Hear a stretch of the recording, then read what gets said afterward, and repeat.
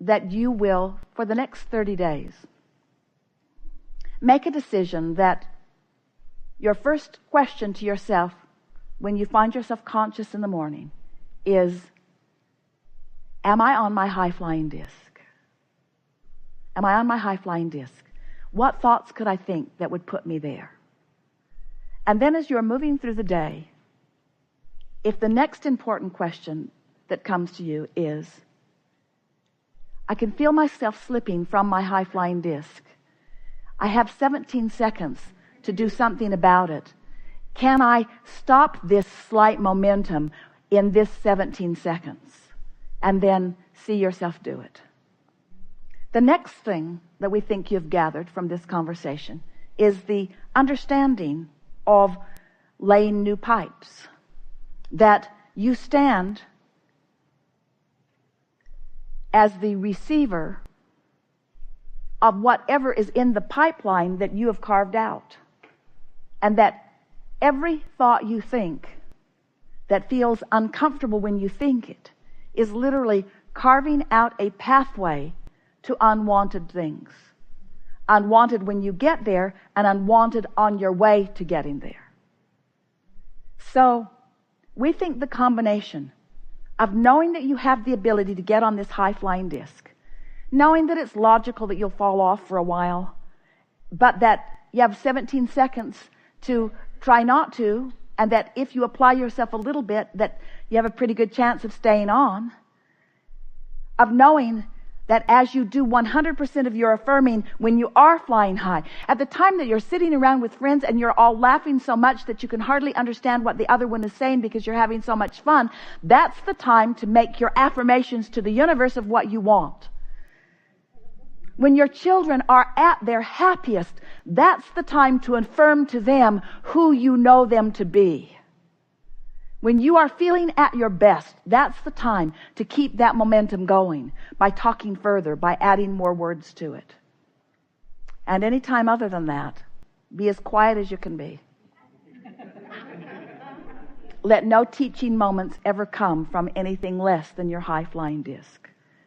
Don't try to teach yourself from anything less than your high-flying disc, and don't try to teach anybody else from anything less than your high-flying disc.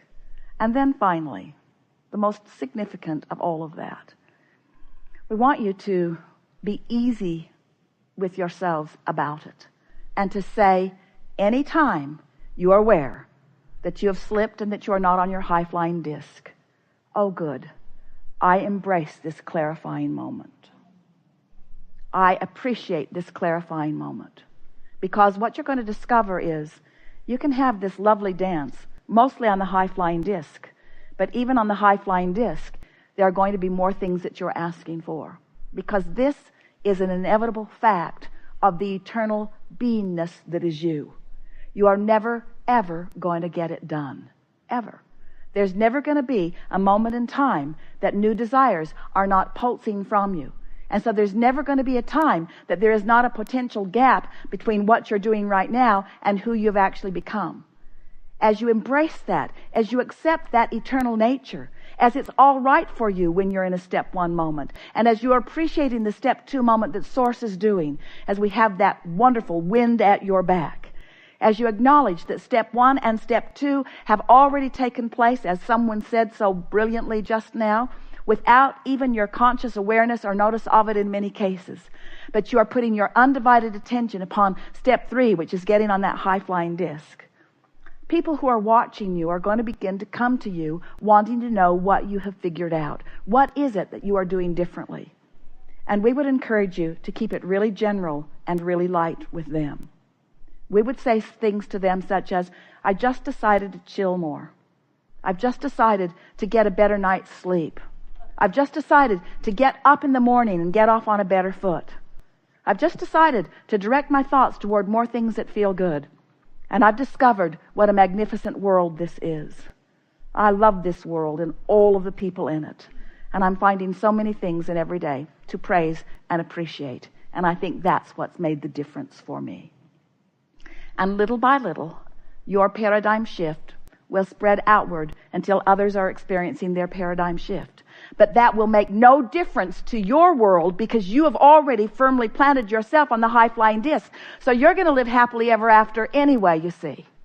But once you have firmly implanted yourself on that high-flying disc and others are observing you and you're wisely explaining what you are doing, simply stating it, more and more and more of this magnificent world will join all of us on that high-flying disc. And what could be more fun than having more fun? There isn't anything that's broken. And anyone that's not on the high-flying disc, even if it's you, nothing's gone wrong with that. It's all part of the clarifying process. So we don't want to leave you in this place of judgment or evaluation about you or anyone else and what disc they're on. But we do think it's nice to have a preference that you understand that you have some measure of control about. And we believe that in this moment you do. Tomorrow morning when you wake up, you may not remember very much of this. But after 2 or 3 days of doing the one simple thing of reaching for that high-flying disc, your own personal life is going to demonstrate for you over and over and over again all of the components of what we talked about here today. It's going to be a really wonderful month coming up, and the month following that even better. Because once the manifestations start rolling in response to the new pipes that you have laid, then it becomes even more fun because the manifestations reinforce what you know. The better it gets, the better it gets. So we leave you with one last encouragement. Don't flaunt any of this to anyone. Just be the happy person that you are and let law of attraction rendezvous you with those who get that, who understand that. We promise you, you didn't come to figure this out so that you could take others who don't understand it to a place of understanding it. Just for a month, you understand it. Later on, when you're really stable, when there's no chance of wherever they are moving you from where you are, then you can have your teaching moments. One last thing. You're really going to like this. The only moment that is an effective teaching moment is when you are on the high-flying disc, and so is your student. We've been telling you, you've been listening to us for a while, haven't you? We can tell because you're up to speed. We can feel you coming right along with us. So we're going to make this introduction brief before we turn it over to the madness of your world. So, as you're exploring the variety that surrounds you and you're launching these rockets, there is this expansion that is taking place within you. And the question that we want to ask all day, every day is, are you keeping up with your own expansion? And the answer is yes, if you feel wonderful, not so much if you are not feeling wonderful. You can tell by the way you feel. The way you feel is an indicator of one thing and one thing only. It's an indicator of you keeping up with your own expansion. It's an indicator of whether you are in this moment perceiving whatever it is that you are giving your attention to in the same way that the source within you is perceiving it. So when you care about how you feel, you're coming into perfect alignment with who you really are. And nothing short of that will be enough for you. So if you've been listening to us for a while, you've been hearing us talking about law of attraction, and you've been hearing us talking about launching these rockets, and we've been telling you that you've been sending out a vibrational version of what you want, and that the source within you is standing in this vibrational reality. We've given it the name the Vortex. In fact, we wrote an entire book about the Vortex because we wanted to get your attention upon this vibrational reality that you have created that really is who you are, this vibrational version of you to which you want to achieve vibrational alignment. We so want you to know about that vibrational reality because we also want you to know that anything short of being a vibrational match to that vibrational reality, where source stands, where you have evolved to, anything short of that is a diminishment of your moment and doesn't have to be. You get to have all that you've asked for. You just have to figure out how to vibrationally do that. So then we began explaining to you that while there is this vibrational version of you, of all that you want, that when and only when you find vibrational alignment with that vibrational version. For example, if you've been asking for more money and you feel shortage today, maybe even afraid because a big bill came and you can't pay it, that feeling in your gut that you would describe as fear or uneasiness or disappointment, that feeling is your indicator that you're not up to speed with the money that's in your vibrational reality. The money that's in your vortex still stands there ready to be realized by you. But the fear in your belly is your indicator that you're not up to speed with it, and so it can't cross into your experience. It can't become realized by you. Now, creation is just about that. We want you to understand that all creation is about vibrational alignment.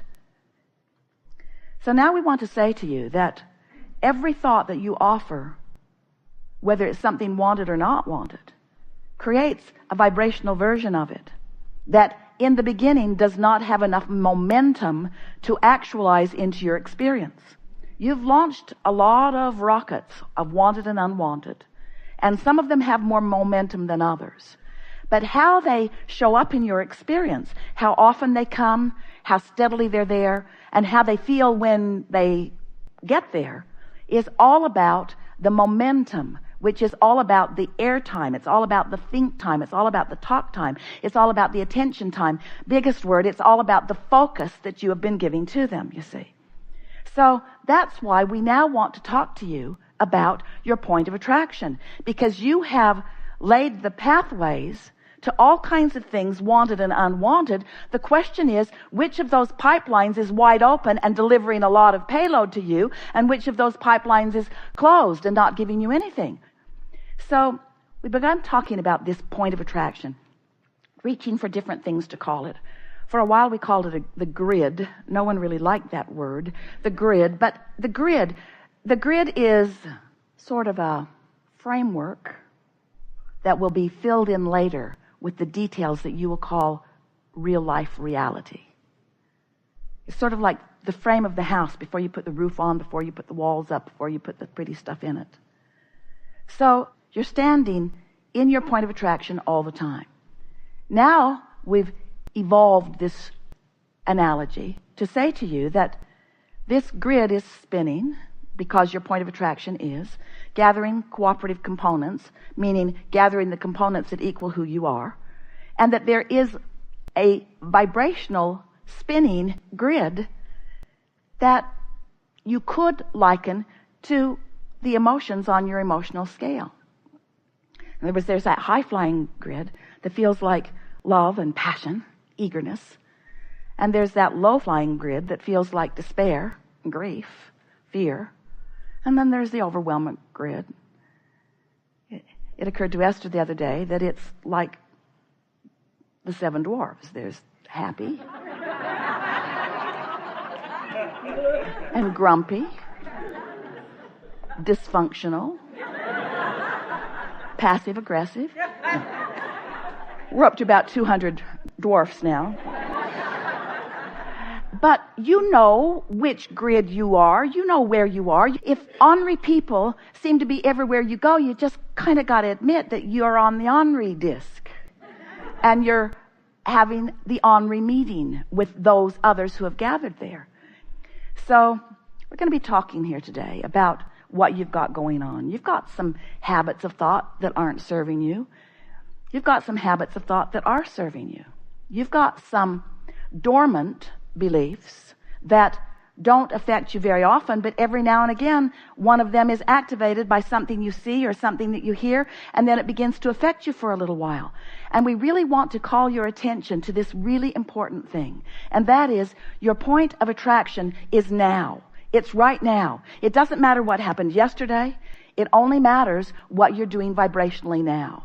And you can get so that What happened yesterday doesn't affect what you're offering vibrationally now, but you've got to understand that you are a vibrational being emanating a signal, and you've got to understand that your thoughts are the reason for that signal, what you focus upon, and you got to understand that the way you feel is an indication of how that blends with who you really are and what you really want. But most of all, we want you to leave this gathering knowing for sure that you can manage to have control over what disc you are on.